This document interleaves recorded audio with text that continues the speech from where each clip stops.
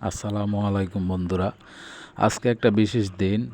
আমি আমার সোনামণি রাইসা বেবিকে নিয়ে চলে এসেছি ভোলার জনপ্রিয় ভ্রমণস্থল ড্রিমল্যান্ড পার্কে। চলে গেলাম টিকিট কাউন্টারে টিকিট কাটার জন্য। তো আমি, আমার ওয়াইফ আর আমাদের ছোট্ট সোনামণি। প্রবেশের জন্য টিকিট মূল্য ছিল 20 টাকা করে। আমি আর আমার ওয়াইফের জন্য দুটো টিকিট কাটি 40 টাকা দিয়ে।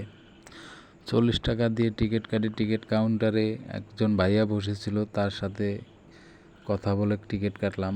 তারপর আমরা ভিতরে ঢুকলাম আমাদের ছোট্ট সোনামণিকে নিয়ে সুন্দর ভ্রমণস্থল ড্রিমল্যান্ড পার্কে। যার সামনেই পড়ল অনেক সুন্দর সুন্দর দৃশ্য, যা দেখার মতো মনোমুগ্ধকর পরিবেশ। দেখে আপনারা অবাক হয়ে যাবেন। বলার মতো একটি নদীমাতৃক অঞ্চল, জেলা, সেখানে কত সুন্দরভাবে সাজিয়েছে ড্রিমল্যান্ড পার্ক। আমার সোনামণিকে নিয়ে সেই পার্কে ঘুরে বেড়াচ্ছে আমার ওয়াইফ এবং আমি।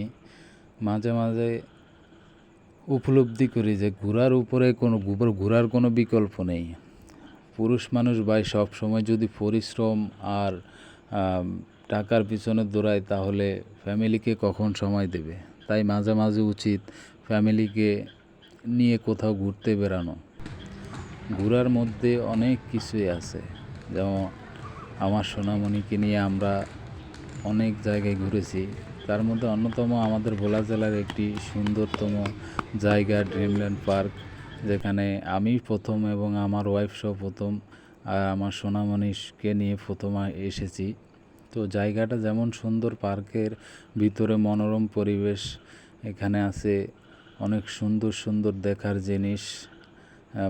বলতে গেলে অনেক সুন্দর। আপনার ঝুলন্ত ব্রিজ থেকে শুরু করে চিতাবাঘ, হাতি, হরিণ, তারপরে বাচ্চাদের আরও খেলার অনেক কিছুই আছে ড্রিমল্যান্ড পার্কে। আমরা পুরো পার্কটা ঘুরে দেখলাম। আশেপাশে অনেক মানুষ ছিল।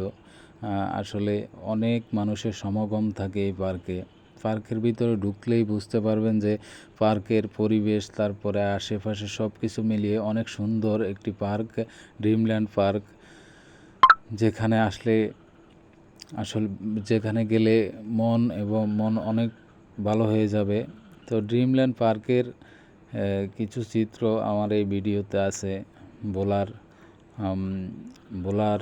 আপনার ভোলার সার্কিট হাউসের ওই দিকে অবস্থিত ড্রিমল্যান্ড পার্কটি।